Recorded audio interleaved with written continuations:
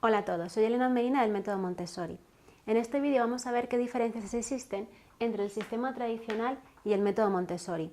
Para comenzar, yo creo que lo primero por lo que tenemos que empezar es por el origen, ¿de acuerdo?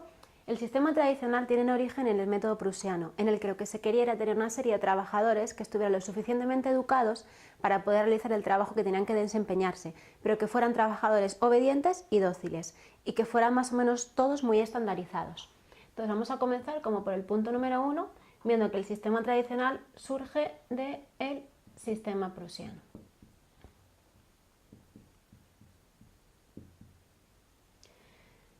El método Montessori, sin embargo, lo crea María Montessori. ¿Y por qué crea este método? María Montessori vive un periodo de guerra, entonces María Montessori ve que la única forma de lograr una paz es a través de la educación.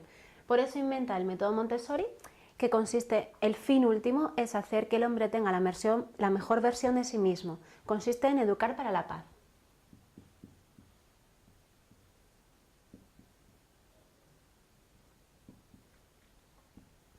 Bien, en segundo lugar, entre las diferencias entre el sistema tradicional y el método Montessori me gustaría hablar de la libertad. En el sistema tradicional no existe la libertad. Los niños están en una clase sentados en un pupitre haciendo las actividades que les ha dicho una profesora en el tiempo y en el horario que la profesora les está determinando. Vamos a poner que en el sistema tradicional tenemos una clase, vamos a poner estructurada. Por otro lado, el método Montessori está basado en la libertad, pero una libertad bien entendida. En esta libertad consiste en que el niño puede decir qué hacer, qué actividad realizar y puede decidir durante cuánto tiempo realizarla. Y no todos los niños tienen que estar realizando la misma actividad o utilizando el mismo material. Esta es una diferencia fundamental entre un sistema tradicional y el método Montessori. En tercer lugar, vamos a hablar de los grupos de edad en los que están los niños. El sistema tradicional comprende los niños del mismo grupo de edad, los niños nacidos en el mismo año. Entonces, en tercer lugar, vamos a hablar de que hay una homogeneidad en el grupo de edad. Homogeneidad de edad. El método Montessori engloba clases en diferentes grupos de diferentes edades de niños. Generalmente hay un grupo de los niños de 0 a 3 años, otro grupo de 3 a 6, otro grupo de 6 a 9, de 9 a 12, así, en grupos de edad de 3 años. Incluso dentro de estos grupos no existe un aislamiento, no es que haya un grupo de 0 a 3 cerrado, otro grupo de 3 a 6, sino que puede haber comunicación entre ambos grupos, ¿de acuerdo? Entonces, aquí existe una heterogeneidad de grupos de edad. ¿Por qué es importante esto? Los niños mayores irán enseñando a los más pequeños. Los pequeños, cuando aprenden, ven que es mucho más fácil acceder a ese conocimiento cuando ven que se lo están dando un niño mayor que él, porque vamos a decirlo así, les pilla más cerca, ¿no? Como que ven que si un adulto les está enseñando eso, ven que hay mucha más distancia hasta poder lograr ese conocimiento. Sin embargo, si se lo enseña un niño que es un poco mayor que él, ven que ese conocimiento es más cercano, que ellos lo puedan adquirir. Igualmente, para los niños mayores es muy interesante esto porque repasan conocimientos, igualmente los fortalecen. ¿De acuerdo? Entonces, aquí vemos otra diferencia, una homogeneidad a una heterogeneidad de los grupos de edad que hay en las diferentes clases. En cuarto lugar, vamos a hablar de lo que es la misma clase, ¿de acuerdo? En una clase Montessori, la idea es crear un ambiente adaptado a los niños, un ambiente adaptado a que el niño desarrolle la mejor potencialidad de sí mismo, desarrolle la mejor versión de sí mismo. Entonces, en el Montessori, lo importante de su método es un ambiente preparado. Este ambiente preparado está tanto preparado en los materiales que utiliza, que son materiales específicos para desarrollar y para ir aprendiendo, ¿de acuerdo? Como en un ambiente adaptado al tamaño del niño, con mesas chiquititas, todo chiquitito, ¿de acuerdo? Adaptado pues a la altura del niño, para que ellos puedan hacer las cosas por sí mismos. Por ejemplo, si un niño quiere ir a cortar una fruta, si no está a su altura en la mesa, pues lógicamente no lo va a poder hacer. Por tanto, tiene que estar todo colocado a su altura. Vamos a ver, entonces tenemos un ambiente preparado de los materiales y del tamaño del niño.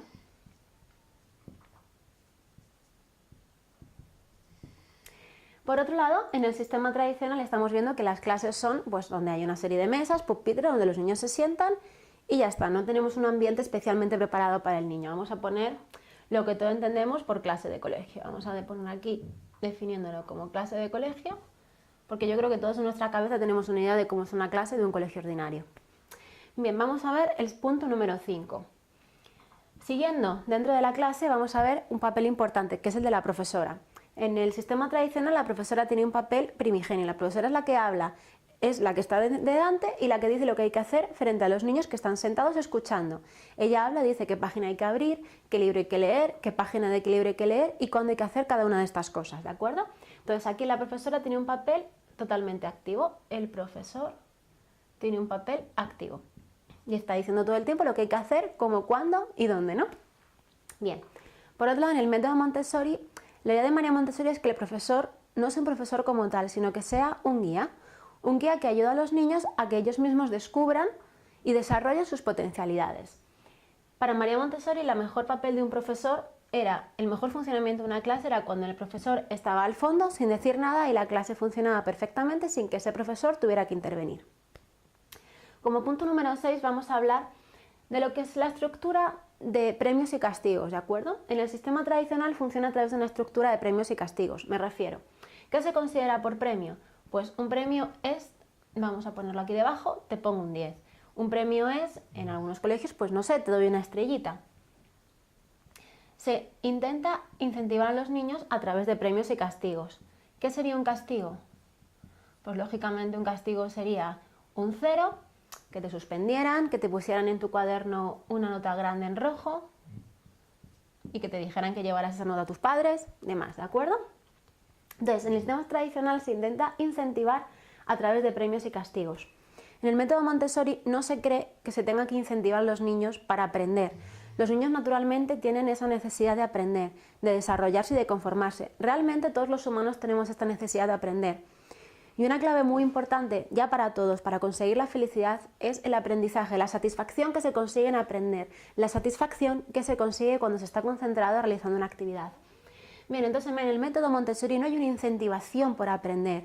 Los niños tienen ya un deseo natural por aprender. Si todo lo podemos ver en los niños pequeñitos que te están preguntando todo el tiempo por qué es esto y por qué es aquello. Esta necesidad y este interés por aprender ya existe. No hay que estar fomentándola con premios y castigos, sino que obviamente se puede incentivar, pero haciendo que él tenga las posibilidades y las formas de él ir aprendiendo por sí mismo.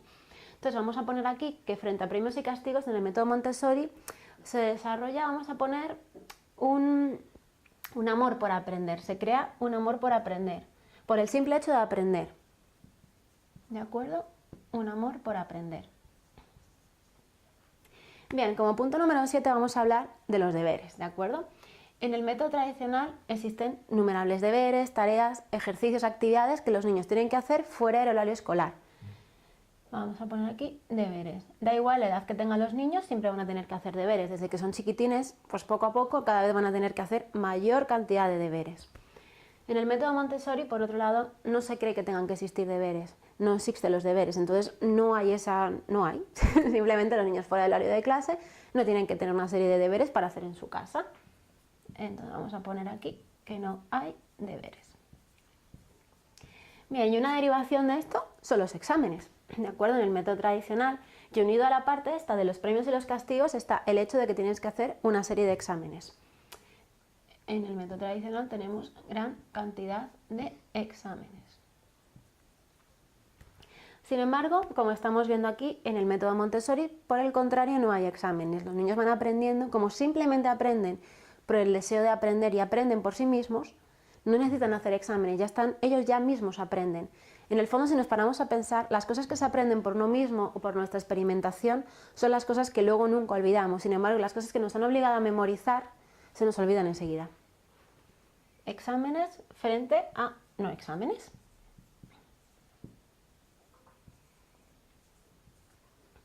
Bien, ¿qué otro punto para mí es importante que tengamos que considerar? Como punto número 9 vamos a hablar de los horarios, ¿vale? En un colegio tradicional los niños tienen muchas más horas de clase. El horario lectivo es mucho más largo. Horario lectivo más largo. Sin embargo, en una educación Montessori los horarios escolares suelen ser más cortos.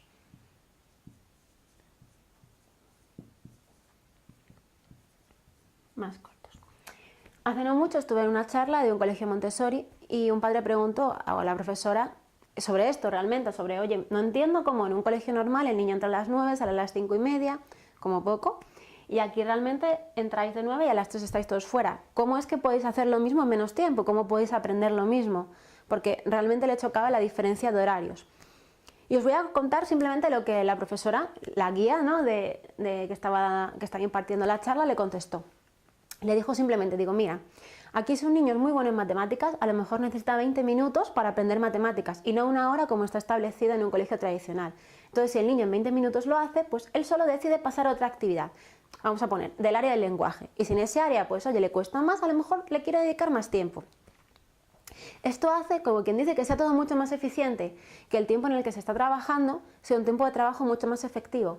Sin embargo, en un colegio tradicional, si tienes que tener al niño 1 hora para matemáticas, aunque él necesite 20 minutos, al final las horas se van acabando alargando.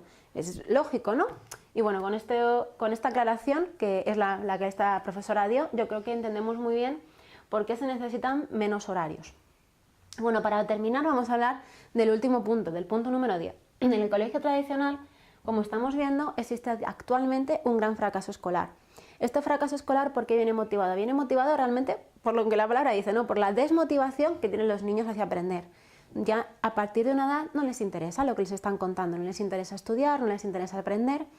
Entonces, esto es algo que al final es otra característica y realmente es una consecuencia de todo esto que estamos viendo antes, que es la falta de interés por el aprender. Entonces, como punto número 10, todo esto concluye en una falta de interés por aprender.